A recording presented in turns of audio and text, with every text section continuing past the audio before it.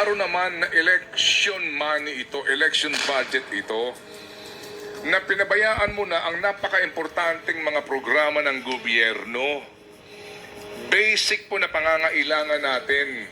Pero importante lang, magpatuloy sila sa paghawak sa poder. Yan po yan eh. Pero yun nga, kailan at kailan gigising ang taong bayan dito sa pagkakahimlay na ito? Correct. Pinaglololoko po tayo. Sabi nga ni Shelo, di ba? Pinaglololoko po tayo. Ginagago na po tayo. Ginagawa tayong mga tanga ng mga taong ito. Pero tahimik lang din po tayo. Kaya nangyayari ito kasi nga tahimik lang eh. Wala na hong nagpo-protesta talaga, as in nag-iingay. Pumunta ka sa kalye, well, sa bagay, pag makisama ka sa grupo ng bayan, eh komunista ka na kaagad, hindi ba? Magprotesta ka, eh agad ka nang dudumugin ng kanilang mga trolls, pero ganun na ho ba talaga ngayon? Hayaan na lang natin sila sa pandarambong na ginagawa nila. Panluloko po sa atin. Ang sarap pag-usapan nitong isyong ito, kung maaari nga lang po, hanggang bukas tayo dito, Ria. Pero Manong Ted, yung kapangyarihan na pumili. Di ba? Nasa atin pa rin eh, no? So, sabi nga ni Professor Shelo Magno, sa May 12, please lang. Nasa atin pa rin kapangyarihan ang pagpili. Okay naman, dahil ikaw, ako, o sila dito, pero papaano yung naandong Pilipino na butante na bumipila sa akap? Yun. Ha? Pera ng taxpayer. Paano yung butante doon na walang kaalam-alam kung hindi maghanap buhay at maghanap po ng ipanlalaman sa sikmura? Yung hindi niya alam ang isyong pambayan. Ang dami yung ganun eh.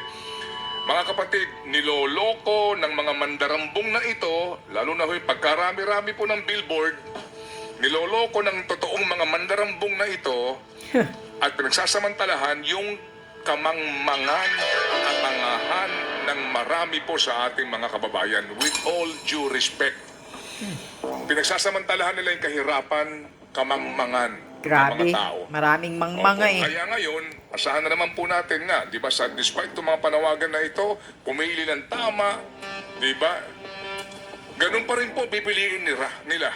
Sila pa rin po. Kasi nga, bulag sa katotohanan. At again, kaya tayo hindi umuunlad sa bayan na ito dahil po sa pinipili na mas nakararami sa atin ang hindi dapat nanunungkulan sa gobyerno. And that is the sad reality. Hindi ko alam kung sa lifetime namin, sa aking pong mga kahenerasyon, kung makakita ko tayo ng pagbabago. Hindi ko lang alam sa inyo, Ria, sa panahon ninyo. Sana. Nakakapagod na, Manong Ted. Na yung mga paghihirap, hamon, na naririnig namin mula sa mas nakatatanda, eh yun pa rin yung dinaranas namin. Parang hindi nagbabago, no? Wala talagang pagbabago kasi nga sila pa din. At kung maaari nga, sabi ko, ang sarap isa-isahin itong mga to. Eh, saan kaya kinukuha yung pondo? Pang billboard, pang commercial, wala pang eleksyon, wala pang kampanya. Di ba? Nako, Diyos ko po, Panginoon. Tandaan po natin na ngayon sa mga panahong ito, huwag natin pag-usapan ng plataforma. Ang unang tanong, ano ba ang negosyo ninyo? Ano ba ang interest ninyo? Opo, sa paglilingkod daw sa gobyerno. Ang pinakamainam nga ngayon lahat ng tumatakbo na nasa posisyon na ngayon, lahat ng kung ano man ang posisyon, opo, ngayon tumatakbo, sige nga, ilabas ninyo ang inyong salin. Correct.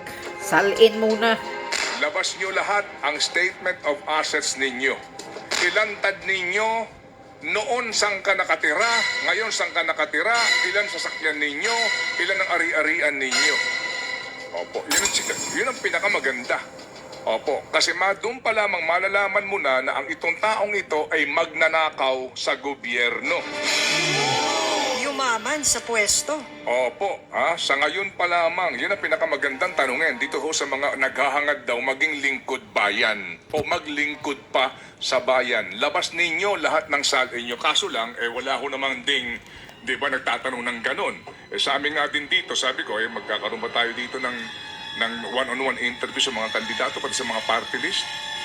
Baka wala pumayag sa atin. papayag ba dito na ang unang katanungan ko, ano ba negosyo nyo? Papayag ba yung kandidato? O Mr. Candidate for Senator, pwede bang ilabas mo salin mo? Yeah. Pwede bang malaman ngayon saan ka Tama. nakatira ngayon? Kailangan tanungin. Saan ka nakatira ngayon? Dati ba saan ka? Hindi natin sa minamaliit o inaakusahan ka, pero dahil ikay naghahangad maglingkod sa bayan, maging transparent ka sa buhay mo. Exactly. Iba kung usapin nyo kapag pribadong individual. Pero ikaw na gustong maging senador, for example. Oo. Sige nga. Oo. Gaano ka ngayong kayaman? Kung nakaupo ka sa pwesto. Sige nga, ilantad mo nga. Opo. Magpakatotoo po tayo dito. Dapat ganun. Ang ating tanungan hindi yung ano ang plataforma mo, anong gagawin mo, anong palapala pangbumula. mo, ganito. Hello, pinagluloko tayo yan. Lahat yan ipapangako, lahat niyang sasabihin.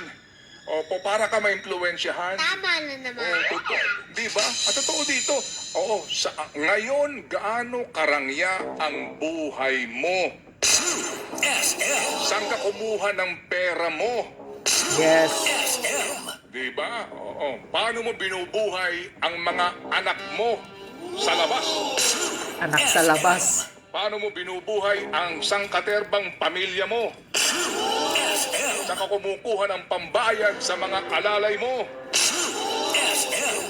Gaano nakalaki ang ninakaw mo? No. Kung hindi lang po talaga pagkaswapang ito mga taong gobyerno po natin, matagal na po tayong marami ng mga train system na tapos. Correct. Tama. Pagkaswapang kasi nila sa pera. Mga Bakit? buaya, swapang. Sa halip na unahin itong mga napaka-importanteng proyekto para sa atin, ang inuuna nilang mga proyekto ay ang para sa kanilang mga sariling interes. Sa kanilang bulsa. Ito ngayon, itong 288 billion na isiningit po sa pambansang budget. 288 billion. Binawasan daw ng 26. Okay, 26. So magkano pa natira? But basically po, wala naman sa plano mismo po ng kagawaran, wala mismo sa plano talaga ng pambansang gobyerno, isiningit po nitong sigurado ko'y magnanakaw sa perang ito.